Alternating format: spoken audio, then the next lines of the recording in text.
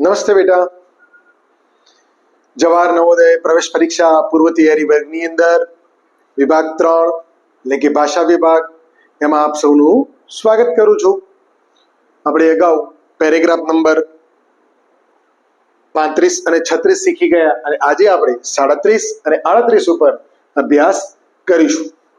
પરંતુ એ પહેલા એક વાત તમને એ પણ કહું કે ટૂંક સમયમાં આપણે વધુ અભ્યાસ માટે વિભાગ 2 એટલે કે અંકગણિતનો પણ કરીશું.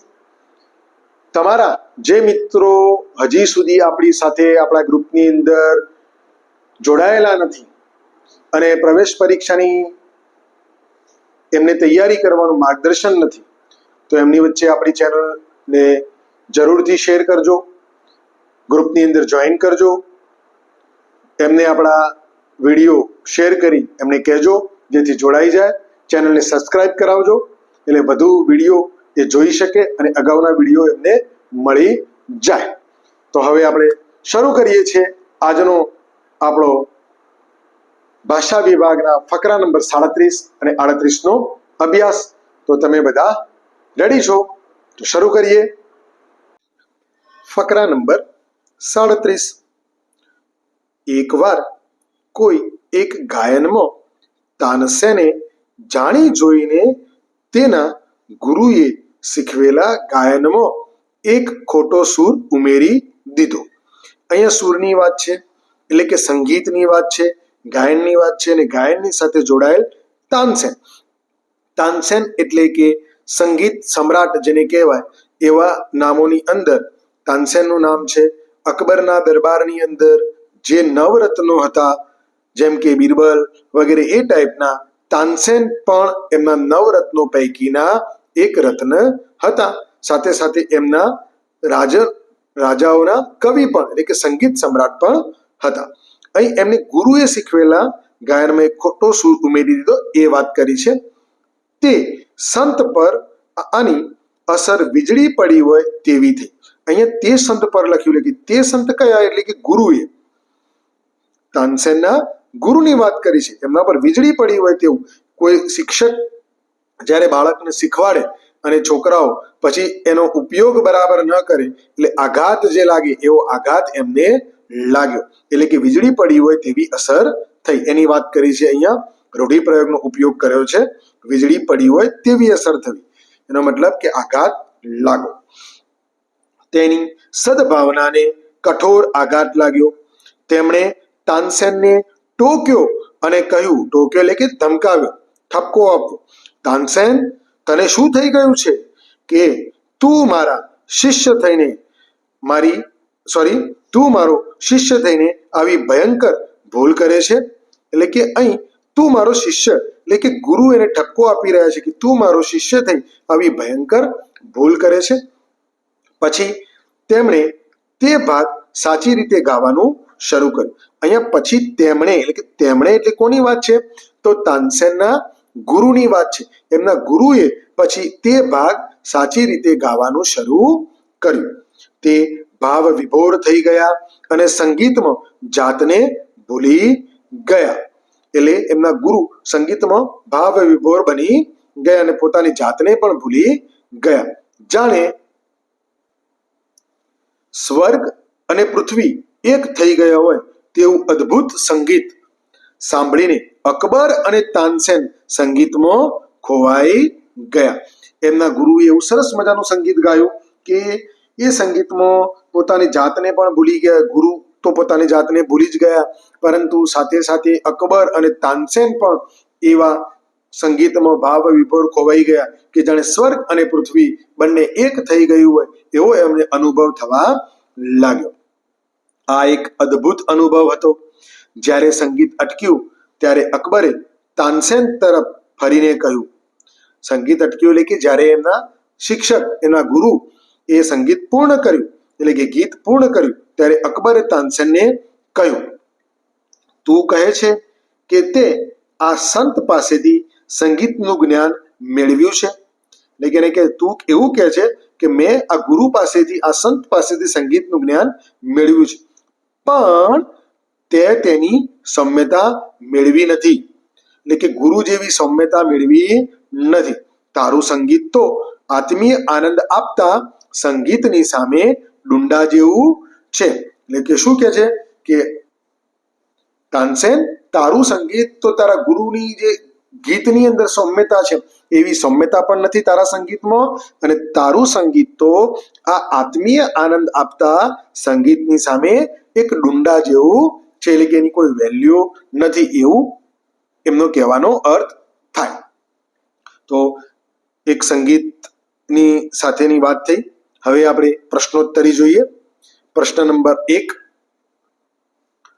તે સંત પર આની અસર વીજળી પડી હોય તેવી થઈ. અહીં સંત એટલે કોણ? અહીં સંત એટલે કોણ? તો સંતની વાત આપણે અહીંયા કરી છે. તો સંત એટલે શું? તો તાનસેનના ગુરુ. તો અકબર ના. તાનસેન પોતે ના. તાનસેનના ગુરુ તો હા, તાનસેનના ગુરુ. અને કોઈ બીજા દરબારી તો ના. તો અહીંયા જવાબ આવશે સી, જે આપણી સમજ ચકાસતો પ્રશ્ન છે બેટા. ઓકે, નેક્સ્ટ પ્રશ્ન જોઈએ. પ્રશ્ન નંબર 2, તાનસેનના સંગીતનું વર્ણન કરવા અકબરે અહીં કયો શબ્દ વાપરે છે? તો અકબર તાનસેનના સંગીતને કેવું કહે છે ભાઈ? તો છેલ્લી લીટીમાં છેલ્લો શબ્દ ડુંડા જેવું. તો અહીં પ્રશ્ન નંબર 2 ની અંદર શું જવાબ આવશે? મનોહર. તાનસેનનું સંગીત મનોહર હતું? ના. રોમાંચક હતું? ના. આત્મીય આનંદ આપનારું હતું? ના. તો તાનસેનના સંગીતનું વર્ણન કરવા અકબર અહીં ડુંડા જેવો શબ્દ વાપરે છે, એટલે કે વિકલ્પ ડી એનો જવાબ આવશે. પ્રશ્ન નંબર 3 જોઈએ. પ્રશ્ન નંબર 3 ની અંદર કયું છે? તાનસેનના ગુરુએ તાનસેનને ઠપકાર્યો. કારણ કે કેમ ઠપકાર્યો ભાઈ? શિક્ષકે એના શિષ્યને કેમ ઠપકાર્યો? તેણે શાસ્ત્રીય સંગીત ગાયું હતું? ના. તેણે ખોટા સુરમાં ગીત ગાયું હતું? તો હા. પરંતુ આગળ ઓપ્શન ચેક કરીએ. તે પોતાના ગુરુ પર પ્રભુત્વ મેળવવા પ્રયત્ન કરતો હતો? ના. એટલે કે તાનસેન આગળ વધવા માંગતો હતો, ગુરુ પર ઇમ્પ્રેશન કરવા માંગતો હતો? ના. તેણે પ્રસંગોચિત ગીત ગાયું નહોતું? તો ના. પરંતુ એને શું કર્યું? જાણી જોઈને ખોટા સુરમાં ગીત ગાયું. આ જવાબ આપણને શેમાં મળશે? તો પેરેગ્રાફના બસ પહેલી જ વાક્યની અંદર તમે જોઈ શકો છો કે તાનસેને જાણી જોઈને ખોટો સૂર ઉમેરી દીધો. ઓકે, નેક્સ્ટ પ્રશ્ન નંબર 4 જોઈએ. પ્રશ્ન નંબર 4 ની અંદર શું કહે છે? તાનસેનના સંગીતમાં અકબરને શેની ઉણપ લાગી? તો પેરેગ્રાફની અંદર પણ આપેલું છે. તો સૌથી પહેલા એમાં જોઈએ આપણે. તો અહીંયા કહે છે સંગીતનું જ્ઞાન મેળવ્યું છે પણ તે તેની સૌમ્યતા મેળવી નથી. એટલે કે સંગીતનું જ્ઞાન મેળવ્યું છે પરંતુ સંગીતની અંદર જે સૌમ્યતા હોવી જોઈએ એવી મેળવી નથી. તો તમે જોઈ શકો છો કે આમાં શું જવાબ આવશે? ડુંડા જેવું? ના. સાચો સૂર? ના. સૌમ્યતા અને પ્રોત્સાહન? તો શું જવાબ આવશે? સૌમ્યતા. સૌમ્યતાની ઉણપ લાગી. પ્રશ્ન નંબર 5, તાનસેન ખાલી જગ્યા આવી, એટલે ખાલી જગ્યા એટલે કે ડોટ ડોટ છે, એનો મતલબ કે તાનસેન એવું જ્યારે બોલાતું વચ્ચે જે ગેપ પડતી હોય, ગેપની વાત છે અહીંયા, આવી ભયંકર ભૂલ કરે છે. અહીં ભયંકરનો અર્થ શું થશે? તો આ આપણી સમજ શક્તિ દર્શાવતો પ્રશ્ન છે. વ્યાકરણજનક? તો ભયંકર એટલે કે ભયજનક? ના. આઘાતજનક? ના. ગંભીર? તો હા, ભયંકર એટલે કે ગંભીર. અને સુરીલું? તો ના. તો એને અહીંયા ગંભીર ભયજનક નો મતલબ એવો થતો નથી ગંભીર કે ભયંકર, માટે ભયંકરનો અર્થ ગંભીર થશે. ઓકે, ઘણી વખતે આપણને ભયંકર તો ભયજનક એવું નહીં, ભયજનક ભય લાગે એવું, ભયજનકનો મતલબ ભય લાગે એવું, પરંતુ ભયંકરનો અર્થ ગંભીર વસ્તુ થશે. ઓકે, આ ફકરાની અંદર અન્ય પણ પ્રશ્ન પૂછાઈ શકે, જેમ કે અહીં કયા રાજનની વાત કરવામાં આવી છે? તો અકબરની વાત કરવામાં આવી છે, એવો પ્રશ્ન પણ પૂછી શકાય. અહીં કઈ વસ્તુ એક થઈ ગયા હોય એવું સંગીત હતું? તો સ્વર્ગ અને પૃથ્વી એક થઈ ગયા હોય એવું સંગીત હતું. એવું પણ આવા પ્રશ્નો હોઈ શકે જે આપણે ફકરો વાંચતી વખતે સમજીને યાદ રાખવાના રહેશે. ઓકે, નેક્સ્ટ જોઈએ ફકરા નંબર 38. ભારતમાં 350 વર્ષ પહેલો એક રાજા થઈ ગયો. કેટલા વર્ષો પહેલા? 350 વર્ષ પહેલા. પહેલો જ પ્રશ્ન કદાચ આવો પૂછાય કે કેટલા વર્ષ પહેલા રાજન થઈ ગયો? તો 350 વર્ષ પહેલા એક રાજા થઈ. કેટલા વર્ષ પહેલાની આ વાત છે? તો 350 વર્ષ પહેલાની વાત છે.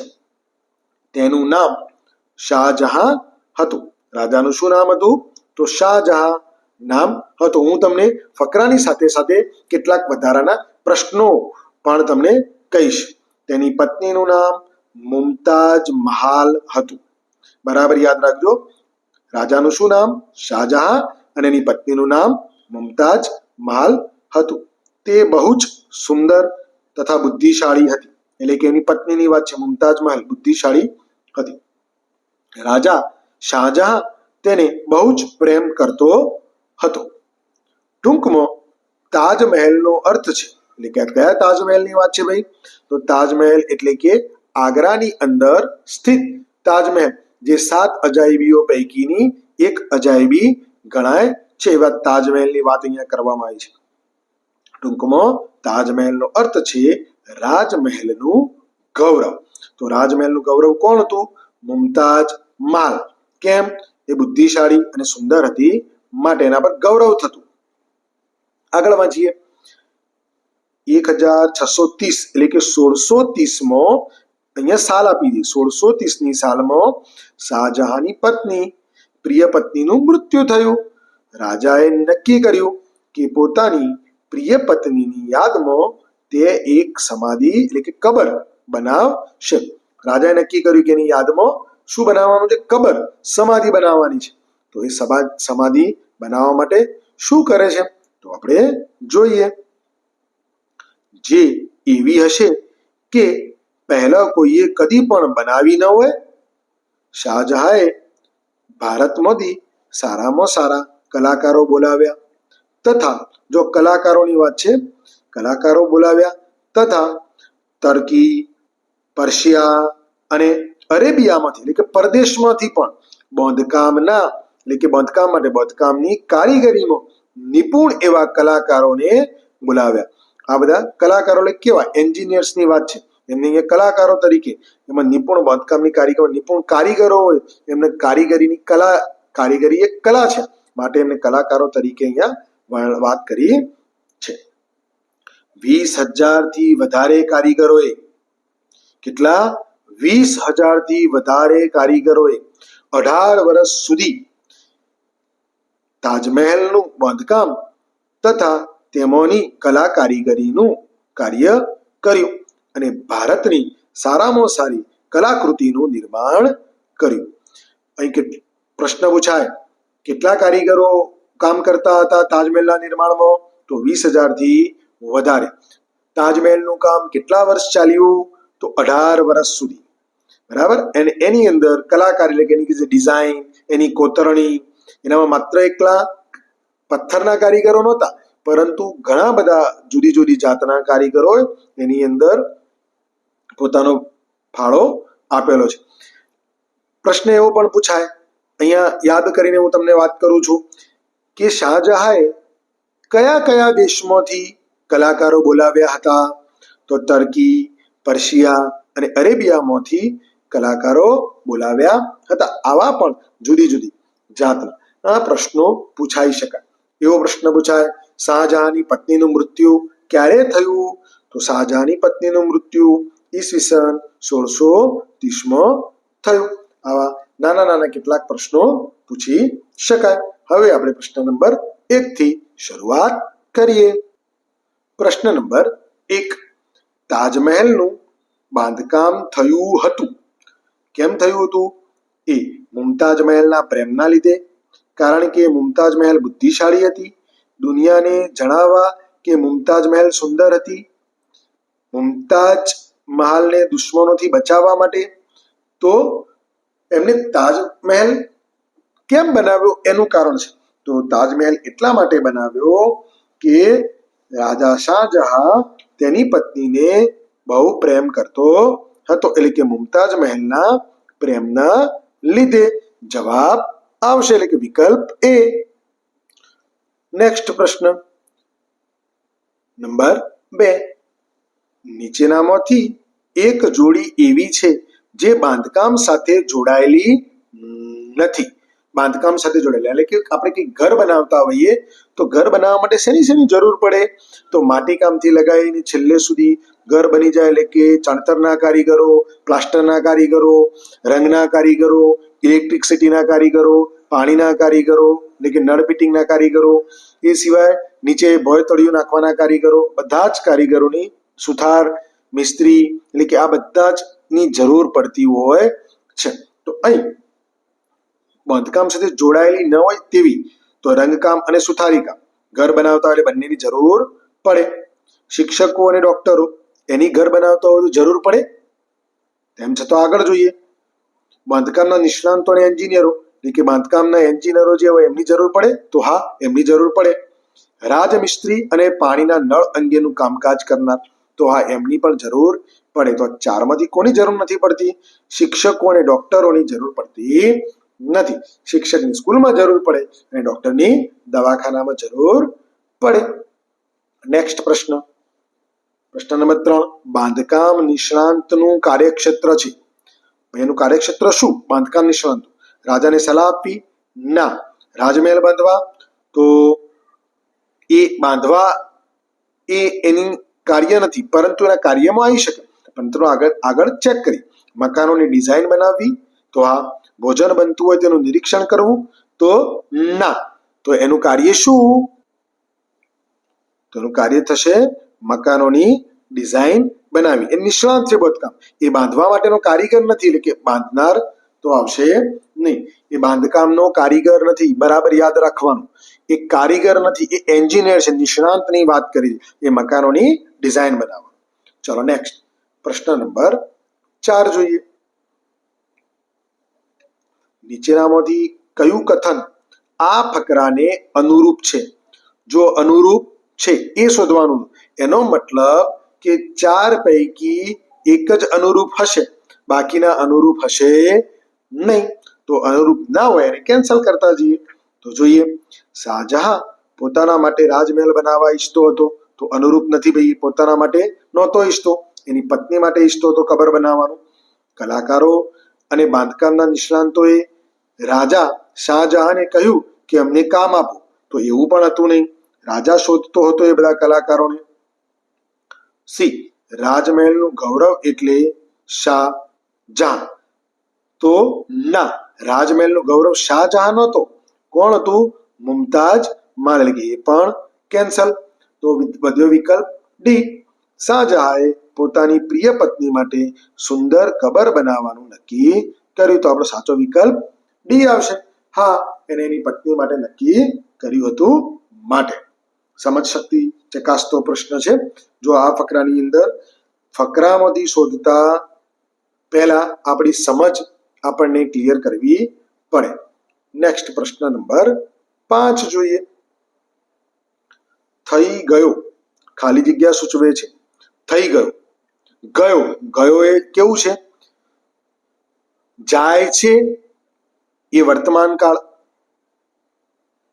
ગયો એ ભૂતકાળ અને જશે એ ભવિષ્યકાળ. તો અહીં કયો કાળ સૂચવે છે? વર્તમાન કાળ, ભૂતકાળ, ભવિષ્યકાળ કે આપેલ પૈકી એક પણ નહીં? તો ગયો. થઈ ગયો જતું રહ્યું છે, એટલે કે ભૂતકાળ આપણનો જવાબ આવશે. વ્યાકરણ લગતો પ્રશ્ન છે. ઓકે, આજે આપણે બહુ જ સરસ મજાના પેરેગ્રાફ, એમ કહેવાય કે જે ગમી જાય એવા 37 અને 38નો અભ્યાસ કર્યો. જાણવા જેવું 37 ની અંદર એક સંગીત સમ્રાટ તાનસેન અને એમના ગુરુ વચ્ચેની, એમના રાજા વચ્ચેની સંવાદ બહુ સરસ મજાનું આપણે શીખ્યા. એમાંથી મૂલ્ય શીખવાનું છે કે ગુરુ કરે એમ નહીં, પણ ગુરુ કે એમ આપણે કરવું જોઈએ. ત્યારબાદ 38 નંબરના ફકરાની અંદર આપણા મહાન સમ્રાટ, મોગલ સમ્રાટ શાહજહાં ની વાત કરી અને એમના રાણી મુમતાજ મહેલની એમના પ્રેમની અંદર એમને તાજમહેલ બનાવ્યો, જે આગ્રાની અંદર આજે પણ સ્થિત છે અને દુનિયાની 7 અજાયબીઓ પૈકીની એક અજાયબી છે. એ ક્યારે બન્યો, કેવી રીતે બન્યો, કેમ બન્યો, એની સુંદર માહિતી ફકરાની અંદર આપેલી છે. આપણે બંને પેરેગ્રાફનો સરસ મજાનો અભ્યાસ કર્યો. તમને બધાને ગમ્યો હશે તો વિડીયો ચોક્કસ લાઈક કરજો, કમેન્ટની અંદર લખજો કે કેવી મજા આવી. ઓકે, અને તમારા અન્ય મિત્રો વચ્ચે શેર કરજો. ફરી મળીએ છીએ નેક્સ્ટ વિભાગની અંદર. આવજો.